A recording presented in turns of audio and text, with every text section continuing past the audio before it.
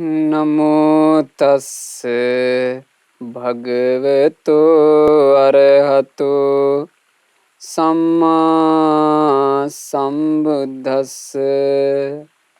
ඒ භාග්‍යවත් වූ අරහත් වූ මහා කරුණික වූ අපගේ ගෞතම සම්මා සම්බුදුරජාණන් වහන්සේට නමස්කාර වේවා. සාදු සාදු සාදු.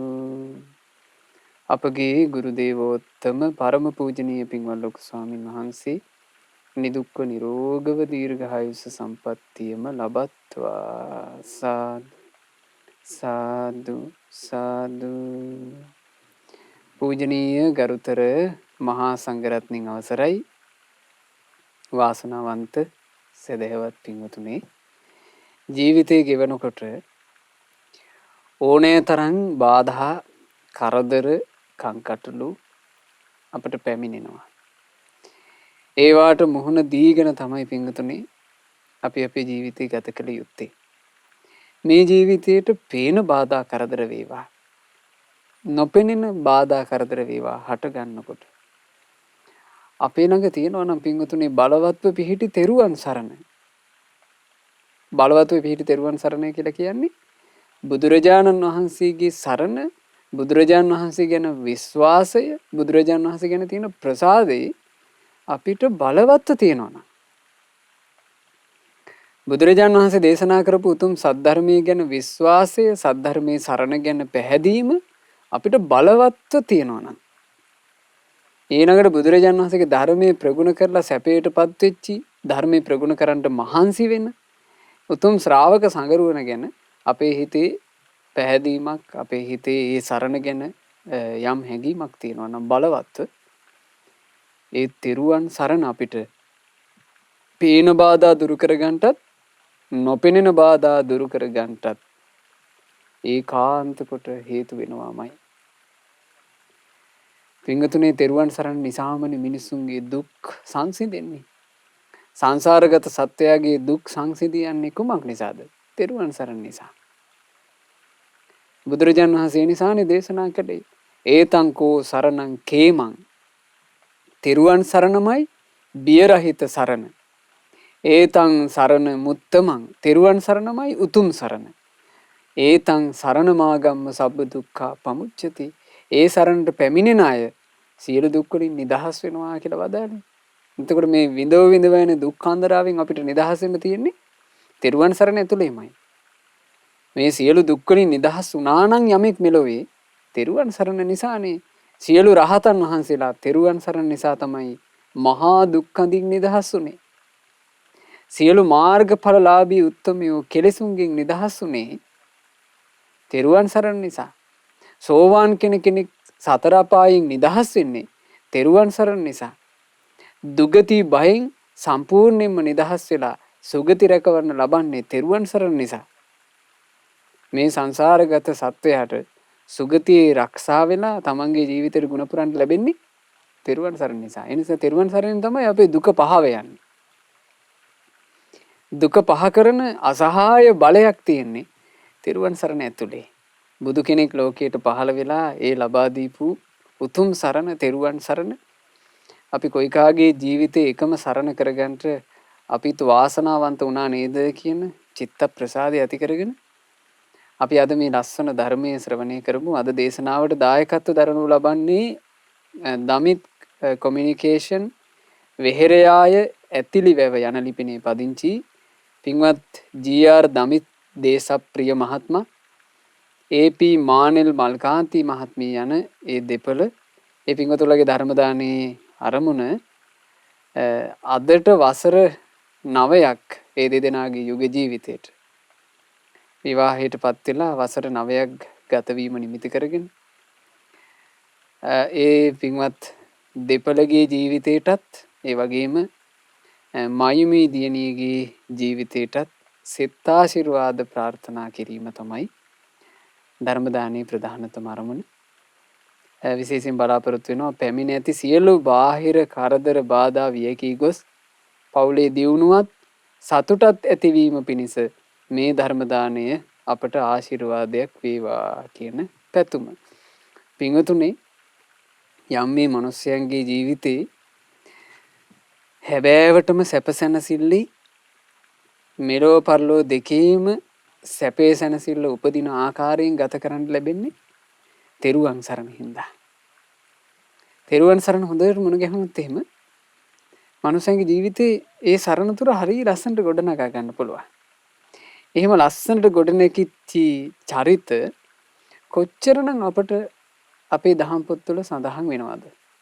කොච්චරනම් හමු වෙනවද? අදත් ඉගෙන ගන්නේ එහෙම පුවතක්. සද්ධර්මාලංකාරයේ එන නන්දි වාණිජ වස්තුව අද අපි ඉගෙන ගන්නේ. මේ ලංකාදීපේ පිංගුතුනේ මාවටු කියන පටුන් ගමේ නන්දිය කියලා වෙළඳාන කෙනෙක් වාසය කළා, වෙළෙන්දෙක්.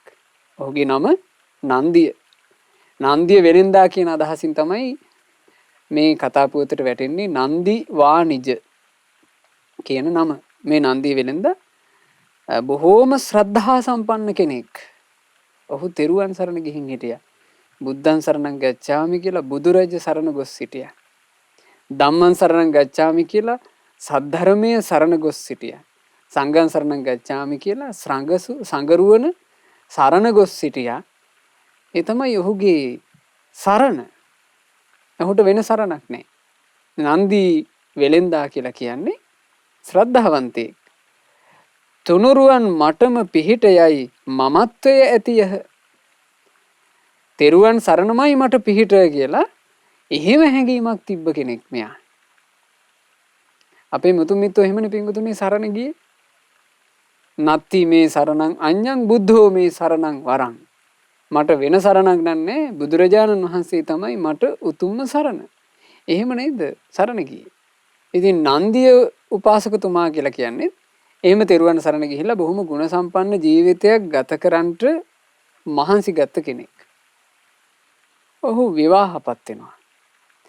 ඔහු විවාහ වුණේ හරීම සැදැහැති බිරිඳක් එක්ක. ඇය හරීම හැඩකාරයි කියනවා.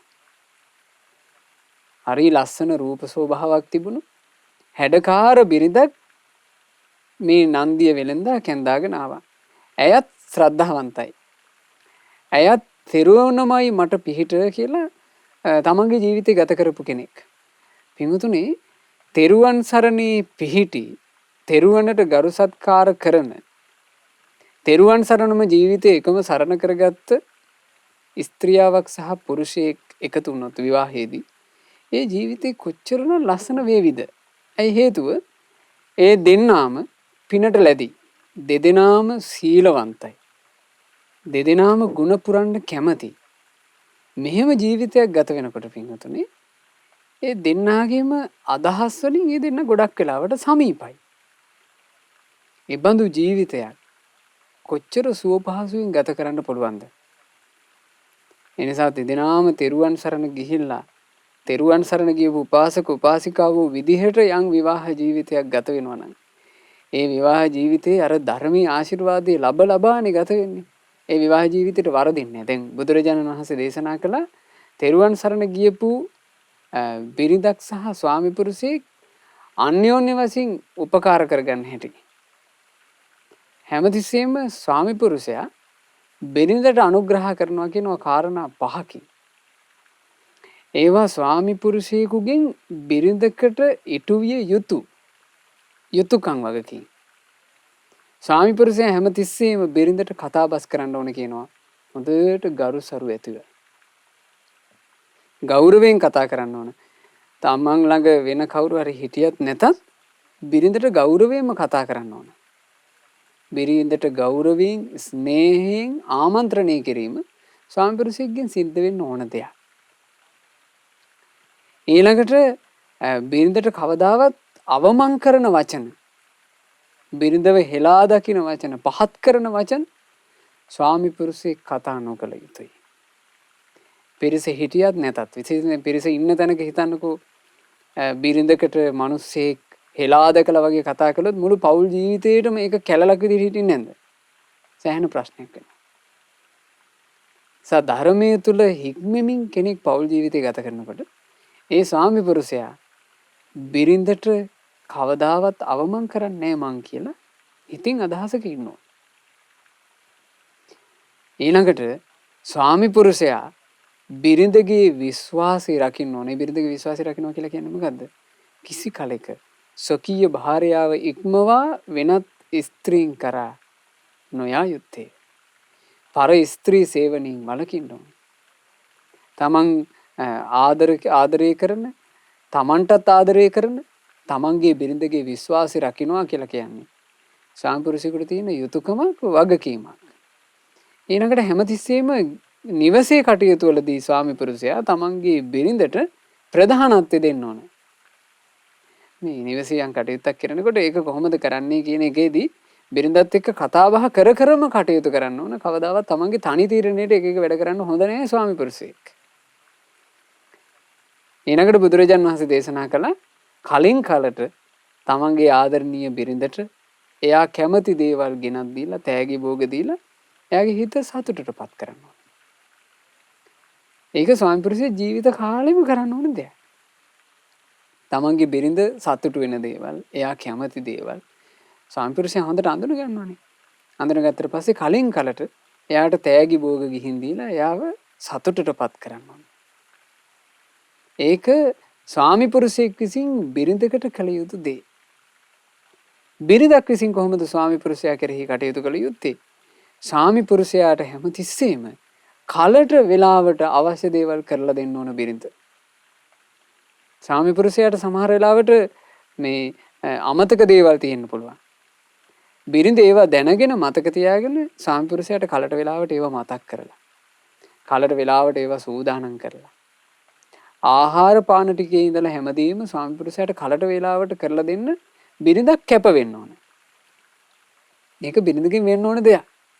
යුග ජීවිතයක් සැනසෙල්ලේ ගත කරනකොට ඒ යුග ජීවිතයේ සැනසෙල්ල කියන එක තනි කෙනෙකුට නිර්මාණය කරගන්න බෑ. ඒක දෙන්නම එකතු වෙලා කරන්න ඕන දෙයක්. ගොඩාක් ජීවි වෙලා තියෙන්නේ මේ බිරින්දෑවරුන්ගේ අවශ්‍යතාව වෙනුවෙන් මේ අපිටම මේවා වෙන්න ඕන ස්වාමි පුරුෂයාගෙන් කියලා එහෙම බලාපොරොත්තු වෙනවා. ඊළඟට සමහරවල්ලාට ස්වාමි පුරුෂයෝ බිරින්දෑවරුන්ගෙන් මේ දේවල් වෙන්න ඕන අපේ පහසුව පිණිස කියලා ඒක බලාපොරොත්තු වෙනවා. තමන් කරන්නේ මොකද්ද කියලා බලන්නේ. තමන්ගේ අති මේ යුතු දේ වෙනවාද කියලා බලන්නේ. නිවසක යුග ජීවිතයක් ගත කරනකොට ඒ අයගේ සැපසෙනසුම් පිණිස හේතු වෙනවා පින්වතුනි. අන්‍යෝන්‍ය වශයෙන් කෙරෙන යුතුයකම් වගකීම්. ස්වාමි පුරුෂයා බිරිඳ කෙරෙහි අර විදිහට කටයුතු කරනකොට බිරිඳ ස්වාමි පුරුෂයාට කලට වෙලාවට අවශ්‍ය දේවල් සම්පාදනය කරලා දෙන්න ඕනේ. ඊළඟට මේ බිරිඳ හැමතිස්සෙම gedara කටයුතු හරියට කළමනාකරණය කරගන්න ඕන. නිවසේ ඉන්නවා නම් සේවක කාර්කාදී පිරිසක් ඒ අයගේ හිත නොකැඩෙන විදිහට, ඒ අයව වෙහෙසටපත් නොවන විදිහට ස්වාමි පුරුෂයාත් එක්ක එකතු වෙලා කටයුතු කරන පිරිසක් ඉන්නවා නම් නිවසේ ඒ සියලු දෙනාට මේ තමන්ගේ යුග ජීවිතයට කරදරයක් බාධාවක් නොවන විදිහට කටයුතු සම්පාදනය කරවා ගැනීම බිරිඳ හොඳට හිතලා කරන්න ඕන දෙයක්. නිවසේ කවුරු හරි වැඩ කරනවා නම් එයාට පරිණඩි ගෙවාගෙන. ඒව ටික කොහොම කවුද බලන්නේ? ඒක බැලිය යුත්තේ බිරිඳ විසින්මයි. gedara කටයුතු. ඊළඟට බිරිඳත් ස්වාමි පුරුෂයාගේ විශ්වාසය රකින්න ඕන වැදගත් එක. පරපුරුෂයෝ කරා වෙනත් මිනිස්සු කරා බිරිඳක් නොයා යුතුයි. ස්වාමි පුරුෂයා තමාට යම් විශ්වාසයක් තබා තිබෙනවාද ඒ විශ්වාසය හොඳට රකින්න ඕන. ඊළඟට බුදුරජාන් වහන්සේ දේශනා කළා ස්වාමි පුරුෂයා උපයන ධනෙ නේද මේ අපේ යුග ජීවිතේ අපි දෙන්නගේ ජීවිතේ ගත කිරීම පිණිස හේතු වෙන ධනෙ නේද මේ මගේ ස්වාමි පුරුෂයා මං ආදරය කරන කෙනා වෙහෙසිලා හම්බ කරපු සල්ලි නේද මේ කියලා. ස්වාමි පුරුෂයාගේ ධනෙ කියන හැඟීමක් බිරිඳට හැමතිස්සෙම තියෙනවා. ගොඩාක් වැදගත් එකක්.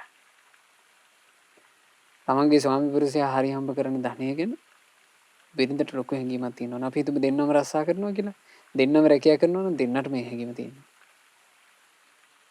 අපි දෙන්නට අපේ දරු පැටවු ටිකක් හදාගෙන ජීවිතේ ගත කරන්න මෙයා හොයන මුදල නේද මේ? මෙයාගේ මහන්සියේ ප්‍රතිඵලය නේද මේ? ආන්න එහෙම හිතක් තියෙනවා. ඇත්තටම ඒ මුදල කියලා කියන්නේ දෙන්නෙකුගේ ජීවිතය උදෙසා උපයන එකක් නෙවෙයි. ඒකට හැඟීමක් තියෙනවා. ඊළඟට බුදුරජාණන් වහන්සේ දේශනා කළා බිරිඳක් හැමතිස්සෙම නිවසේ කටයුතු කිරීමේදී ගොඩක් කඩිසර වෙනවා. කම්මැලි නැති තැනැත්තියක් වෙන්න ඕන. දැන් ගෙදර ප්‍රධානත්වයේ ඇයනේ ගන්නෙ. ඒ ගෙදර ප්‍රධානත්වය ගත්තාම ඇගේ කඩිසරකම ඇගේ කම්මැලි නැතිකම තමයි සම්පූර්ණයෙන්ම ගෙදර සියලු කටයුතු සාර්ථක වීම පිණිස පවතින්නේ. ඉතින් මෙහෙම දෙන්නේ තම තමාව අඳුනාගෙන ජීවිතය ගත කරනවා නම් ඒ ජීවිතේ පිංගුතුනේ හරි සැපදායකයි. හරි සුව පහසුයි. ලෝකයා කොයි විදිහට ඒ දෙන්නව අඳුනගත්තත් ඒ දෙදෙනාගේ ජීවිතේ හරි ලස්සනට යනවා. නැත්නම් මේක නේද වටින්නේ? යුග ජීවිතයක් ගත කරන දෙන්නේ තම තමන් සැනසෙල්ලෙන් විශ්වාසයෙන් ජීවිතය ගත කරනවා නම් ඒ දෙන්නගේ ජීවිතේට සැපේ දෙනවා.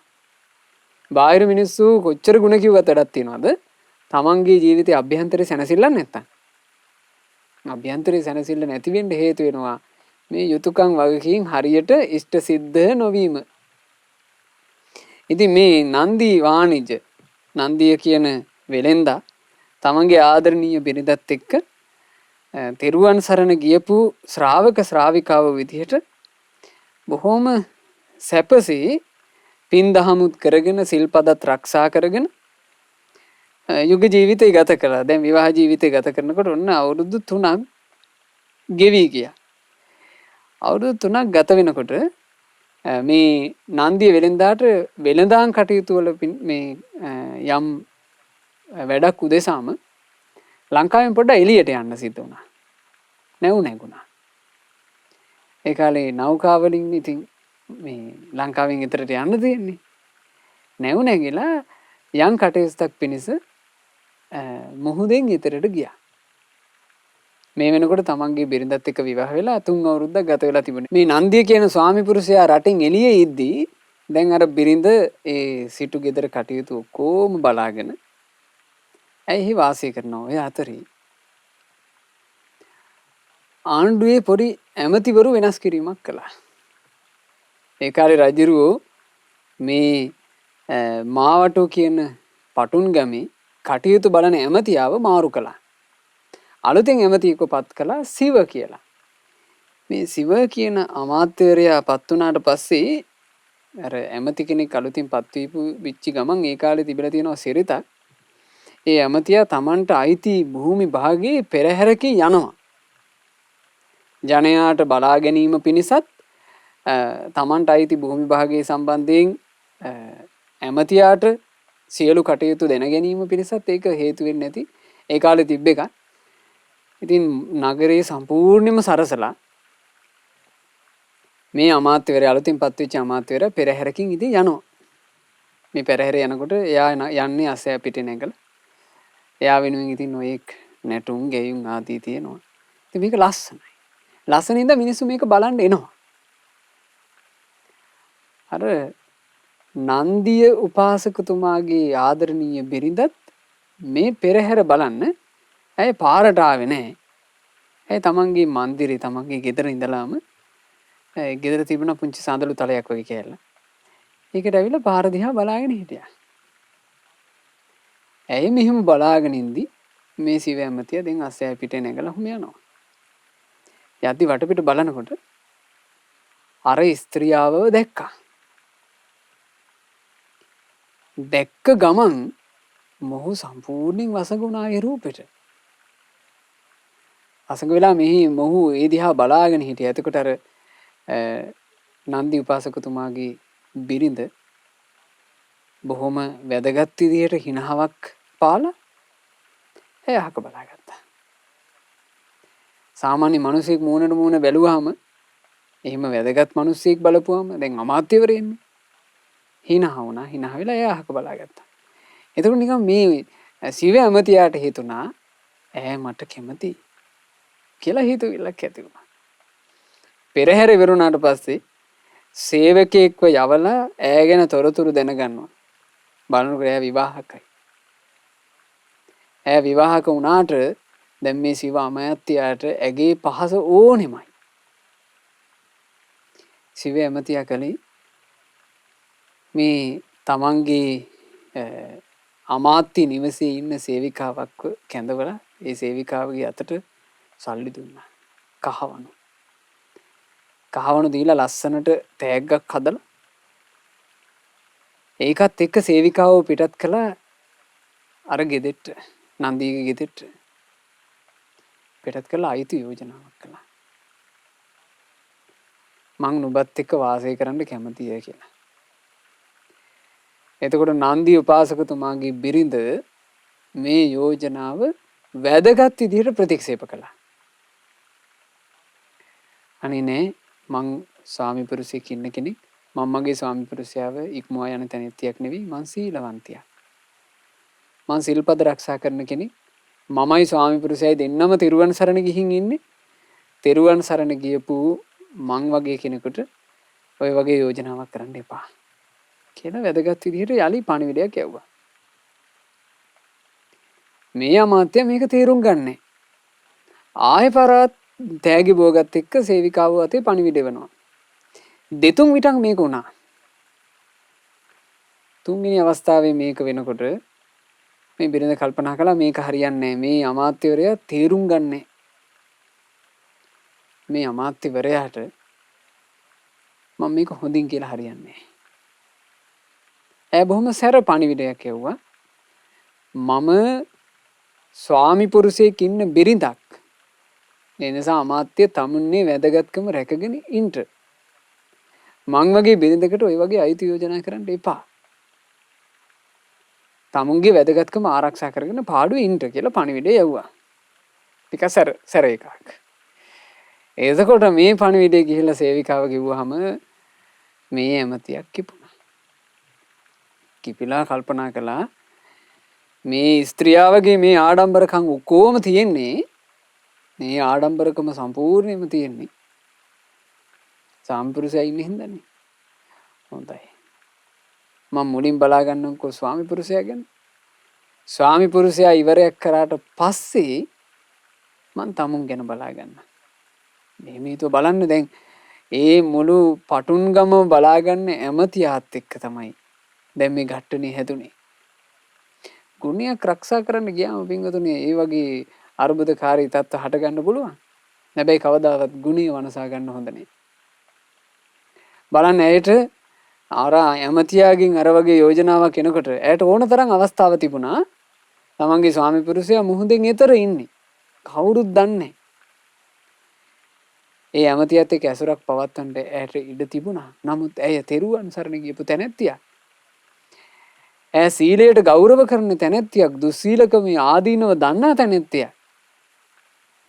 වැරදි කාම සේවනය කියලා කියන්නේ මේ ජීවිතය ඇතුලේ යම්කිසි කෙනෙකුගෙන් සිද්ධ වෙන්න පුළුවන් බොහෝම බරපතල අකුසලයක්. ඒ කියන්නේ මේ අකුසලෙන් උපදින විපාක වින්දුනේ හටි කටුකයි කරකසයි. ඒක හොඳට ප්‍රකට වෙනවා ඉසිදාසි අරහත් උත්තමාවියගේ තේර ගාතාවනේ. ඉසිදාසි අරහත් උත්තමාවිය කියලා කියන්නේ පාටලී පුත්‍රය කුසුම්පුරේ කියලානේ කියන්නේ. ඔය පාටලී පුත්‍රේ හිටපු බොහෝම ධනවත් සිටු පවුලක එකම දුවනේ. ඇය හරිම හැඩකාරයි. ඉසිදාසි තරුණ වයසට එනකොට අවුරුදු 16 වගේ වයසේදී හොඳ ධනවත් සිටු පවුලකට අම්මා තාත්තා විවාහ කරලා දුන්නා. ඒ විවාහ කරලා දුන්නට පස්සේ ඇගේ විවාහ ජීවිතය හරි පුදුම සහගත විදිහේ විවාහ ජීවිතයක්. ඒ කියන්නේ අසාමාන්‍ය විදිහේ ස්වාමි භක්තියක්. ස්වාමි පුරුෂයාත් එක්ක කතා බහ කරනකොට ඈ වැඳ ගන්නවා කියනවා. ඊළඟට ස්වාමි පුරුෂයා ගෙදරින් එළියට ගිහිලා යම්කිසි කටයුත්තකට ආපහු ගෙට එද්දී ඈ වෙනම වතුර එකක් සූදානම් කරගෙන ඉඳලා පාදෝවණය කරලා කියනවා එයාව ගෙට ගන්න. ස්වාමි පුරුෂයා උදෙසා හැදෙන ආහාර ටික ඈ තමන්ගේ අතින්ම හදනවා කියනවා කාටවත් මේ සේවකයන්ට කැම හදන්න දෙන්නේ නැහැ කියනවා. ඉතින් එහෙම ඈ කටයුතු කළා. එහෙම කටයුතු කරද්දිත් අර ස්වාමි පුරුෂයාට ඇයව පිළිකුල් වෙනවා. ඇය ගැන කැමති නැහැ. ඇය ගෙදර හිටපු නැන්දම්මට මාමණ්ඩිට තමන්ගේ අම්මට තාත්තට වගේ සලකනවා. ඒ ගෙදර ඉන්නවා නම් තව සේවක කාරකාදී පිරිස් ඒ ඇයට නිකන් මේ තමන්ගේම ඥාති සමූහයට වගේ ඇය සලකනවා. ඇයට හැමෝම ආදරෙයි. හැබැයි ස්වාමි පුරුෂයාට ඇයව පිළිකුල්. දවසක් ස්වාමි පුරුෂයා තමන්ගේ මෑණියන්ට පියාණන්ට කිව්වා මට ඉසිදාසෙත් එක්ක පවුල් කන්න බෑ. මේ ඇයව ආයෙම පිටත් කරන්න කිව්වා. මේ සිටු පවුල්නේ. එතකොට මේ ඒ සිටු ගෙදර හිටපු අම්මයි තාත්තයි දෙන්න කිව්වා අනේ පුතේ ඔයාට මොනවා වෙලාද? මේ ශ්‍රියා කාන්තාවක් වගේ ඉන්න මේ දුව ඔයාට මොන වරදක් කළාටද? ඇයි මෙහෙම මේ කරන්නේ? එතකොට ඒ ස්වාමි පුරුෂයා කියනවා ඔව් ඉසිදාසි මට කිසිම වැරද්දක් කරලා නැහැ. ඒ වුණාට මට ඒව පිළිකුල්. මට බෑ ඈත් එක්ක ජීවිතය ගත කරන්න. එහෙන් ප්‍රතික්ෂේප කළා. එතකොට ඉතින් ඒ නැන්දම්මටයි මාමණ්ඩිට කරගන්න දෙයක් නැතුව ගියා. අවසානයේ මේ තරුණයා කියලා තියෙනවා ඉසිදාසි මේ ගෙදර ඉන්නවා නම් ඉසිදාසි මේ ගෙදර තියාගන්න ඕන නම් එහෙනම් මං ගෙදර යන්න. අම්මයි තාත්තයි ඒකට කල්පනා කළා. ඉසිදාසිව යලිත් ගෙදෙට්ට එකතු කරන් එන්න. ගෙදෙට්ට එකතු කරන් ඇවිල්ලා දාලා ගියා. විවාහ ජීවිතය ඉතාම කෙටි කාලෙකින් කැඩුනා. ඊට පස්සේ ඇය ඉතින් හරි දුකටපත් වෙලා සාමාන්‍යයෙන් තරුණ වයසේ එහෙම එකක් වුණාම විවාහ ජීවිතය පටන් ගන්නේ බලාපොරොත්තු ගොඩාක් තියාගෙනනේ. අර වගේ වුණාම දරා ගන්න බෑනේ. ඊට පස්සේ ආයෙමත් වතාවක් ඇයව ටිකක් මේ අච්චර ධනවත් නැති සිටු පවුලකට විවාහ කරලා දීලා තිනවා. ඒ විවාහෙත් ඔහොමයි. ටික දවසයි ආපහු ගෙදර එන්න සිද්ධ වුණා. නෑ කිසි වැරද්දක් කරන්නේ නැතුව ඉද්දීම ස්වාමි පුරුෂයාට ඇව පිළිකුල් වෙනවා. ඊට පස්සේ ඉසිදාසි දැන් ඇඬු කඳුලින් ගෙදර ඉන්නේ. තාත්තලාට මේක දරාගෙන ඉන්න බෑ. මොකද්ද කරන්නේ කියලා හිත ඉන්නකොට දවසක් ටිකක් තරුණ හිඟන්නේ ගෙදරට ඇවිල්ලා තිනවා. මේ හිඟන්න දැක්කට පස්සේ තාත්තට හිතුණා මේ හිඟන්නාව මේ ගෙදර නවත්තගෙන ඉසිදාසිට විවාහ කරලා දුන්නා නම් මේ ගෙදර කටයුතු ටිකක් බලාගෙන ඉසිදාසි ගැනත් බලාගෙන ඉන්නේ නැතයි. අර හිඟන්නට කතා කරලා කාරණේ කිව්වා. හිඟන්නත් කැමති වුණා. ඉසිදාසිව විවාහ කරගත්තා. දැන් ඉතින් සිටු කුමාරයෙක් වගේ ඔහු ඉන්නවා මේ ගෙදර. 3 මාසයක්ද කොහෙද ගත වෙද්දී මේ හිඟන්න අර සිටුතුමා ළඟට ඇවිල්ලා ඉසිදාසිගේ තාත්තා ළඟට ඇවිල්ලා කියනවනේ මං ආයෙමත් හිඟා කරනවා මට මේ ඉසිදාසිත් එක්ක ගත කරන ජීවිතය ඕනේ. මිනිහා ගේ දාලා ගියානේ හිඟා කන්න. එතකොට බලන්න ඒ වගේ එකක් වුණාම කොච්චර අර තරුණ කාන්තාවට දුක හිතෙන්නේ නැද්ද? ඇයට සියදිවි හානි කරගන්න හිතුණා. ඇය ගොඩාක් වේදනාවෙන් ඉන්නකොට බෝධි කියලා අරහත් උත්තමාවියක් ඒ ගෙදරට වැඩම කළා. ඉසිදාසි එතනින් තමයි පිඟුතුනේ පැවිදි වෙන්න හිතන්නේ. අම්මා තාත්තා දෙන්නාගෙන් අවසරය පැතුවා මහාන වෙන්න. එතකොට අම්මයි තාත්තයි කියලා තියෙනවා දුවේ ඔයා පිනක් දහමක් කරගෙන මේ ගෙදර ඉන්න ඔයාව අපිට බරක් නැහැ. අපි ආව හොඳට බලා ගන්න. ඒ නිසා මේ ගෙදර ඉන්න කියලා. එතකොට ඉසිදාසි කියලා තියෙනවා අම්මේ තාත්ති මගේ කර්මේ මම්ම දිරව ගන්න. ඒ නිසා මට මහාන වෙන්න අවසර දෙන්න. එතකොට අම්මයි තාත්තයි අවසරය දුන්නා. ඉසිදාසි මහාන වුණා. මහාන වෙලා දවස් 7යි. ඇය අරහත් උත්තමාවියක් බවට පත් වුණා. ඒ අරහත් උත්තමාවි Taman ගත කරපු පෙර ජීවිතේ පුබ්බේ නිවාස ඥාණයෙන් දකිනවා. ඇය දකිනවා Taman ආත්ම භාව 7කට කලින් පුරුෂයෙක්. ඒ පුරුෂ ජීවිතේදී සල්ලාලකම් කළා, වැරදි කාමසේවනය කළා. ඒ වැරදි කාමසේවනය කියන එකේ බරක්පතලක් හිතුවේ නැහැ. තරුණ වයසේ තමනුත් කඩවසන් Tamanට සල්ලිත් තියෙනවා. ඕනෑ තරම් ස්ත්‍රීනුත් ඉන්නවා. ඒ නිසා කැමැත්තෙමුත් බලහත්කාරයෙන්ුත් වැරදි කාමසේවනය කළා. බලන්න මේ කයක් පිනවන්න ගිහිල්ලා ඒකේ විපාකේ එන විදිහ මරණින් මත්තේ නිරේ උපන්නා. නිරේ ඉපදලා අනේක ප්‍රකාර විඳවලා නොයෙක් දුක් විඳලා යලි එන්නේ තිරිසන් ලෝකෙට. තිරිසන් ලෝකෙට එනකොට වැඳිරියකේ කුසේ පිරිසඳ ගත්තා. චූටි වැඳුරු පැට්ටෙක් උපදිනවා. මේ වඳුරු පැටවා ඉපදින. ඊටාම කුඩා වයසේදී පින්වතුන්ලා තහල ඇති ඔය වඳුරන්ගේ මේ ජීවිතවල එහෙම එකක් තියෙනවානේ. සාමාන්‍යයෙන් ඒ රැළේ ඉන්න ප්‍රධාන වඳුරා කැමති නෑ පිරිමි වඳුරු පැටවුන්ට. ඉතින් මේ වැඳිරි වඳුරු පැටවා වදලා ඊටාම චූටි කාලෙම අර මහ වඳුර දකිනවා. දැකලා මේ මහ වඳුර මේ වඳුරු පැටියාගේ පුරුෂ ලිංගයේ හූරලා තියෙනවා. එතකොට එතන තුවාල වුණා. තුවාල වෙලා ඒකම පැසවලා පණුව ගහලා අර වඳුරු පැටියා කෙටි කාලෙකින් මැරිලා ගියා. විඳවලා මැරිලා ගියා. එතනින් පස්සේ ආයෙ උපදිනවා බූරු දෙනෙක්ගේ කුසේ. බූරු පැටියෙක් විදිහට උපන්නා. ඒ බූරු පැටියාත් බර ඇදීමේ පහසුව උදෙසා කෝෂ තැලීම කියන එක කළා. ඒ කෝෂ තැලීම කරනකොට ඒ කෝෂ තැලීම කරන වෙලාවේ තුවාලයක් හටගත්තා. තුවාලය හටගෙන මේ ලිංගිකාශ්‍රිත ප්‍රදේශේ සම්පූර්ණයෙන්ම නිකන් වන වෙලා කුණු වෙලා ඒකෙන්ම ලෙඩ වෙලා මැරිලා ගියා. පිටුතුල දැකලා ඇති තිරිසන් සත්තු අතරෙත් ඔය ලිංගිකාශ්‍රිතව හරියට රෝග පීඩා විඳින සත්තු ඉන්නවා. ඊළඟට මිනිස්සු අතරේ කොච්චර ඉන්නවද? මිනිස්සු අතරේ කොච්චර ඉන්නවද ලිංගිකාශ්‍රිත රෝග හටගෙන හරි දුකටපත් වෙන අය. ගොඩාක් වෙලාවට පිටුතුනේ මේ වැරදි කාම සේවනයේ විපාක.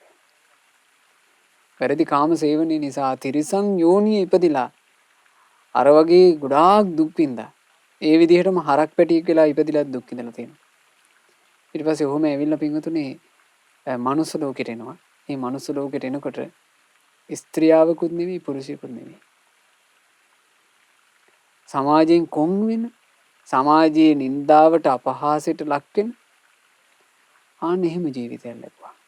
කොහොම වැරදි කාම සේවනයේ විපාක. ඉතින් ඒ අරහත්ත්වමාවේ අවසානට කියනවා මම දැන් ඒ කොහොම කර්ම දිරව අවසන් කළා.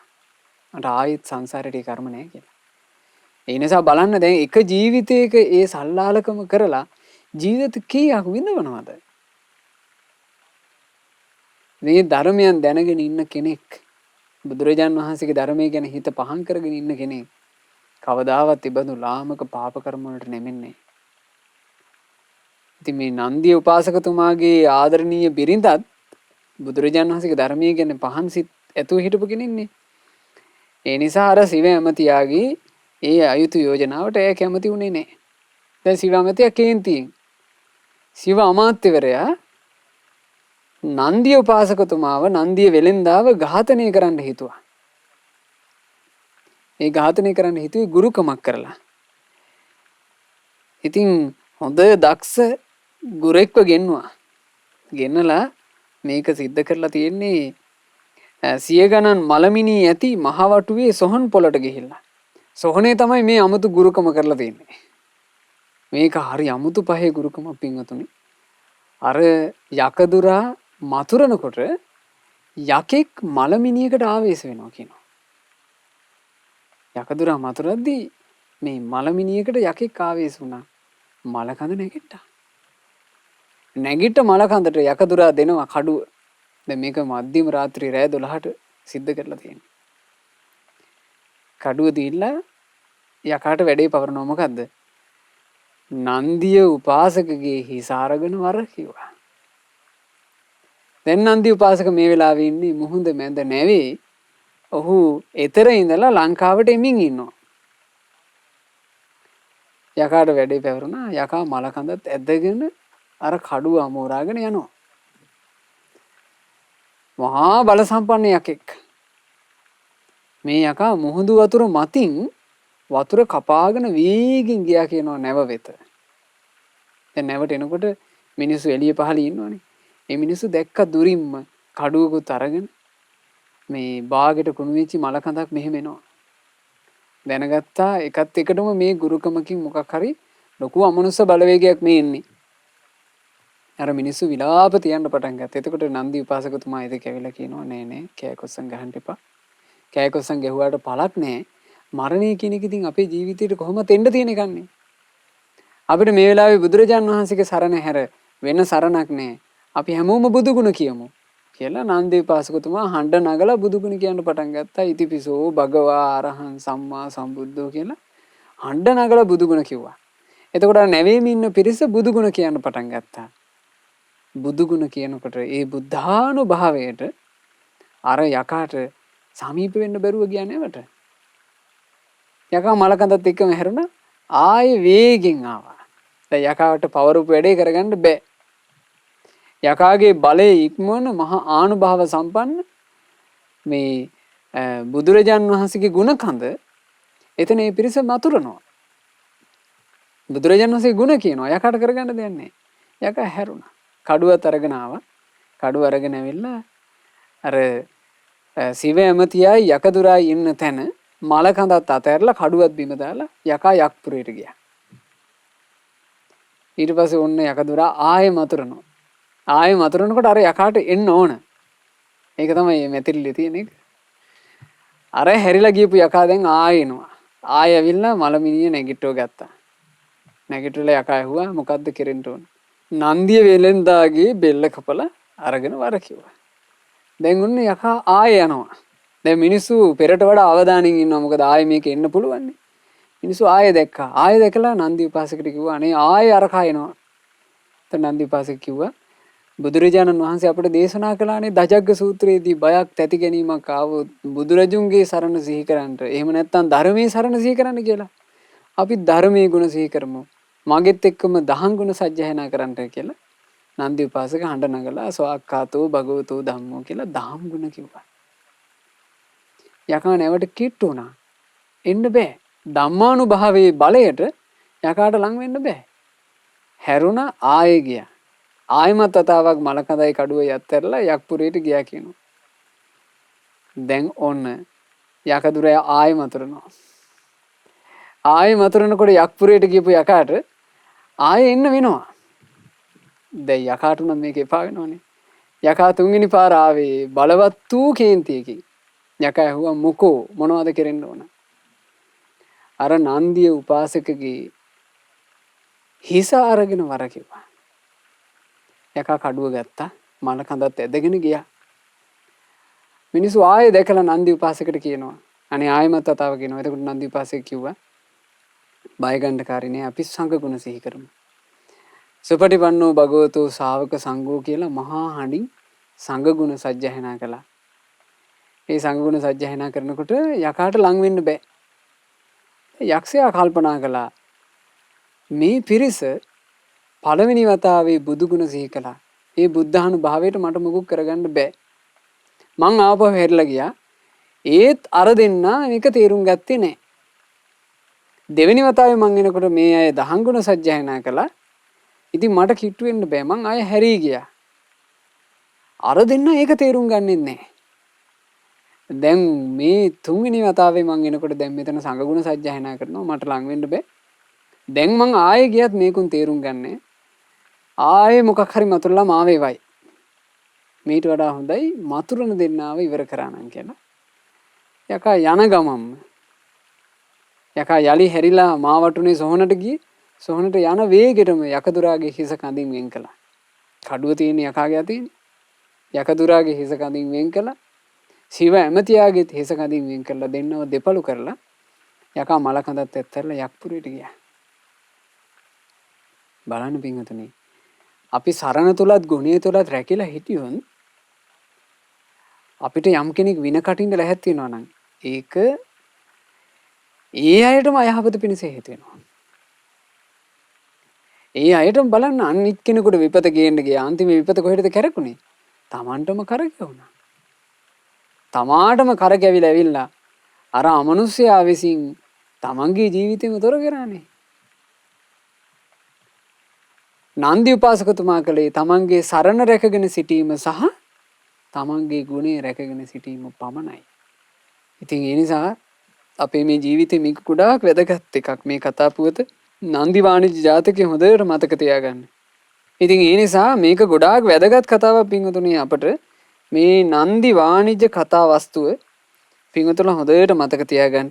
මතක තියාගෙන පින්වතුනි තමන්ගේ සරණ හොඳට රැකගන්න. තෙරුවන් සරණ කියලා කියන්නේ අපිට ඊටාම දුර්ලභව ලැබිච්ච එකක්. මේ තෙරුවන් සරණ ඇතුලේ අපිට කොයි තරම්නම් අපේ ජීවිතේට ආරක්ෂාවක් සලසා ගන්න පුළුවන්ද? ඊළඟට අපේ ජීවිතේ කොයි තරම්නම් ගුණ දියුණු කර ගන්න පුළුවන්ද? නන්දි උපාසකතුමා තෙරුවන් සරණ ගිහිල්ලා හිටපු නිසා ඒ උපාසකතුමාගේ ආදරණීය බිරිඳත් තෙරුවන් සරණ ගිහිල්ලා හිටපු නිසා ඒ අයට මේ පේන ලෝකෙන්වත් නොපෙනෙන ලෝකෙන්වත් බාධාවක් කරන්න බැරුව ගියානේ. ඒ බාධා කරදර සමීප නොවන ආකාරයෙන් ඒ අය තමන්ගේ ජීවිතේ ගොඩනගාගෙන තිබුණා. ඒ ඔක්කොම තෙරුවන් සරණ නිසා. නිසා පින්වතුන්ලා හැමෝමත් හිතට හොඳට අදිෂ්ඨාන ඇති කරගන්න. තෙරුවන් සරණ මුණ ගැහිච්ච මොහොතේ ඒ සරණ තුළම තමන්ගේ ජීවිතේ ගොඩනගා ගන්නට. මේ සරණ තුළ තමන්ගේ ජීවිතේ රැක ගන්නවා කියලා කියන්නේ පින්වතුනි. අපිට අපේ ජීවිතේට මතු අනාගතේ මහා යහපතක් සලසන එක. මහා යහපතක් සලසනවා. තමන්ගේ ජීවිතය ගත කරනකොට වඩාත්ම වැදගත් දේ තමයි තමන්ගේ සරණ සහ තමන්ගේ ගුණය රැක ගැනීම. තමන්ගේ සරණ සහ තමන්ගේ ගුණය තමයි තමන්ට පිහිට පිණිස පවතින්නේ. අපි හිතමු ස්වාමි පුරුෂයෙක් භාර්යාවක් දෙන්නෙක් එකට ඉන්නවා කියලා. ඒ දෙන්න එකට හිටියා කියලා ස්වාමි පුරුෂයා කරන පින්කමේ අනුහසින් ඒකේ උදව්වෙන් බිරිඳට යහපතක් සැලසෙන්නේ නැහැ. බිරිඳ පින්කම් කළා කියලා ස්වාමි පුරුෂයාට යහපතක් සැලසෙන්නේ නැහැ. තමන්ගේ ජීවිතේ යහපත තමන් උපදවන්න ඕන.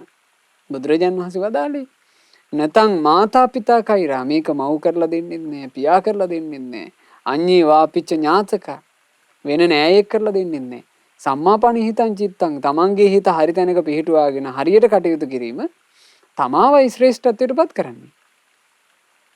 නිසා තමුන්ගේ ජීවිතේ හොඳට සරණ තුල ගොඩනගා ගන්න අපි උත්සාහවත් වෙන්න ඕනේ.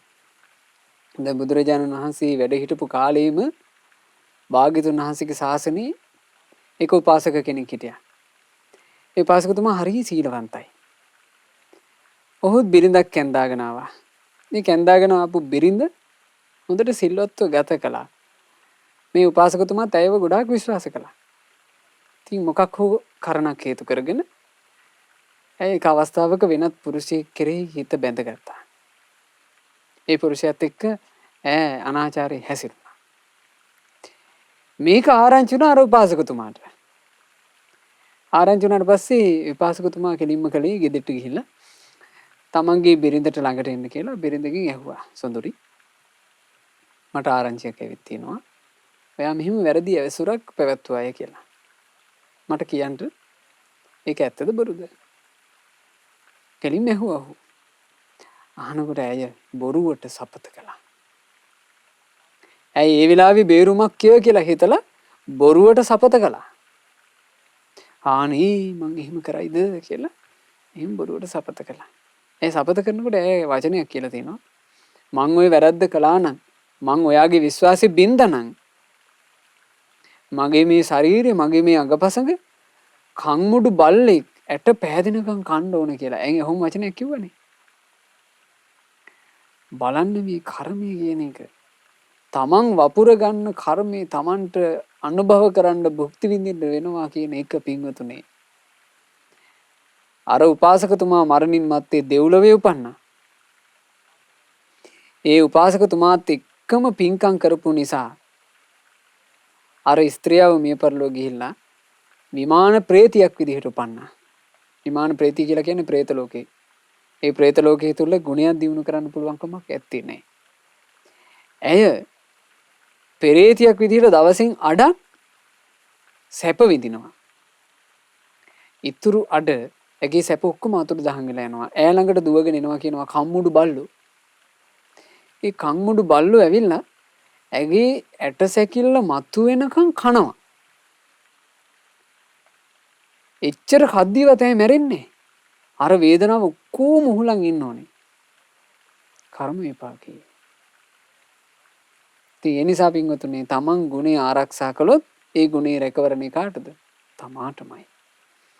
නිසා හොඳට මේ කරුණු හිතට අරගෙන අද අපි නන්දි වාණිජ කතාවස්තු ඉගෙන ගත්තේ. මේ කතාවස්තුවත් හොඳට මතක තියාගෙන තමන්ගේ සරණ රැකගන්න, තමන්ගේ ගුණේ රැකගන්න. අපිට මේ ගෞතම සාසනේ තෙරුවන් සරණේ පිහිටත් අපි පුරන ගුණ ධර්මයන්ගේ පිහිටත් හේතු වෙලා මේ ශාසනයේ පිහිට පිළිසන්න ලබා ගන්නට වාසනාව ලැබේවා. සාදු සාදු සාදු. රැස්කල සියලු පිං සියලු දෙවියෝ අනුමෝදන් වෙත්වා. සක්දිවිදුන් සතරවරන් දෙවිවරු සෙන්පති දෙවිවරු ප්‍රධාන කොට සදෙව් ලෝක වාසී සියලුම දෙවිවරුත් අපගේ ඉෂ්ඨකාමී හිතකාමී සියලු දෙවිවරුත් පිං අනුමෝදන්ව දෙවියෝ දිව්‍ය සැපයෙන් වැඩෙත්වා, දිව්‍ය ආශ්චර්යෙන් වැඩෙත්වා. ඒ සියලු දෙවියෝ අද මේ උතුම් ධර්ම දානමේ පින්කම සිදු කරන පින්වත් දමිත් දේශප්‍රිය මහත්මයාටත් AP මානෙල් මල්කාන්ති මහත්මියටත් දෙවියන්ගේ සියලු ආශිර්වාදයේ ආරක්ෂාව උපකාරය සලසා දෙත්වා. සියලු දෙවි දේවතාවලු අපි සියලු දෙනාවම යෙහින් ආරක්ෂා කරත්වා. සාදු සාදු සාදු. රැස් කළ සියලු පින් අපගේ ගුරු දේවෝත්තම පරම පූජනීය පින්වත් ලොකු ස්වාමින් වහන්සේට අනුමෝදන් වෙත්වා. මහමෙවුනා වාසී රට ලෝක වාසී මහා සංඝරුවනද පින් අනුමෝදන් වෙත්වා. පින්වත් අනගාരികා මෑණියන් වහන්සේලාට සිල්මෑණියන් වහන්සේලාට පින් අනුමෝදන් වෙත්වා. පැවිදි අපේක්ෂාවෙන් සිටින මේ පින්වත් හැම දිනාද පින් අනුමෝදන්ව ගෞතම සසුන තුඩම ධර්මාවබෝධයෙන් සැනසෙත්වා. සාදු සාදු සාදු. රැස් කරගන්නට යෙදුනා වූ උදාරතර පුණ්‍ය ධර්මයේ අද ධර්ම දානමේ පින සිද්ධ කරන මේ පින්වතුන්ලගේ ප්‍රධාන අරමුණ තමන් විවාහ ජීවිතයට පත් වෙලා වසර 9ක් සම්පූර්ණ වීම. ඉතින් මේ පින්වත් දෙපළවන පින්වත් ජී.ආර්. දමිත් දේශප්‍රිය මහත්මයාටත් පින්වත් ඒ.පී. මානෙල් මල්කාති මහත්මියටත් සියලුම පුණ්‍ය ධර්මයන්ගේ ආශිර්වාදේ රත්නත්‍රයේ ආශිර්වාදයේ දෙවියන්ගේ ආශිර්වාදයේ නොඅඩුව සැලසේවා. සියලු යහපත සියලු අභිවෘද්ධිය සැලසේවා. ඒ අයගේ දියණිය වන පින්වත් මයුමී දුවටත් මේ සියලු පුණ්‍ය ධර්මයන්ගේ ආශිර්වාදයේ සැලසේවා. ජීවිතේට පැමිණ ඇති බාහිර කරදර බාධා වියකිලා පවුලේ දියුණුවත් සතුටත් ඇති වේවා. සියලු සෙත් සැලසේවා. තුනුරුවනේ සරණින් පින්වතුන්ලාට තවදුරටත් කල්යාණ මිත්‍ර ඇසුරින් හොඳට පින් කරගෙන ගුණ ධර්ම දියුණු කරගෙන ධර්මයේ හැසිරීමින් ධර්මාවබෝධයෙන් සැනසෙන්න වාසනාව ලැබේවා. රැස් කරගන්නට යෙදුණු උදාරතර පුණ්‍ය ධර්මයේ තමන් නමින් මියගේ ඥාති සමූහයාට අනුමෝදන් කරන්ට තමන්ගේ පවුලේ මිය පරලෝ ගිය සියලු ඥාතීන් පින් අනුමෝදන්ව ඥාතීන්ගේ පරලෝ ජීවිතේ සැපයටපත් වේවා. අපගේ ඥාතීන් ඉක්මන් භවයකදීම සසර දුකින් අත් මිදේවා කියන ප්‍රාර්ථනාවෙන් පින් අනුමෝදනා සිදු කරන්න. රැස් කළා වූ උදාරතර පුණ්‍ය ධර්මයේ ධර්ම දානයන් සිදු කළා වූ ඒ පින්වත් දමිත් දේශප්‍රිය මහත්මයාට දමිත් කොමියුනිකේෂන් වෙහෙරයාය ඇතිලිවැව යන ලිපිනේ පදිංචි පින්වත් ජී.ආර්. දමිත් දේශප්‍රිය මහත්මයාට ඒ.පී. මානෙල් මල්කාන්ති මහත්මියට පින්වත් මයුමී දියණියට පවුලේ සියලු දෙනාට මේ සියලු පින් අනුමෝදන් වෙලා සියලු දෙනා නිදුක් නිරෝග සුව ලබත්වා දීර්ඝායුෂ ලබත්වා. තමන්ගේ රැකී ආරක්ෂා කටයුතු ඒ ව්‍යාපාර කටයුතු ਸਰව ප්‍රකාරයෙන් සාර්ථක වෙත්වා. දරුවන්ගේ අධ්‍යාපන කටයුතු ਸਰව ප්‍රකාරයෙන් සාර්ථක වෙත්වා. ජීවිතේට පෙනෙන නොපෙනෙන කරදර බාධා වෙත්නම් සියල්ල දුරු වෙත්වා. පින්වතුන්ලාට හොඳට පින් දහම් රැස් කරගෙන ධර්මයේ හැසිරීමින් සැනසෙල්ලේම ජීවිතය ගත කරන්න ලැබෙත්වා. අද ධර්ම දාන සිදු කරපු ඔබට ශ්‍රද්ධා මාසික ධර්ම දාන සමාජික පින්වතුන්ලටත් ශ්‍රද්ධා කාර්ය මණ්ඩලයේ සියලු දෙනාටත් සුපින්වතුන්ලා හැම දිනාට ගෞතම සසුනේම ධර්මාවබෝධයෙන් සැනසෙන්න වාසනාව ලැබේවා. තෙරුවන් සරණයි. නමෝ බුද්ධාය.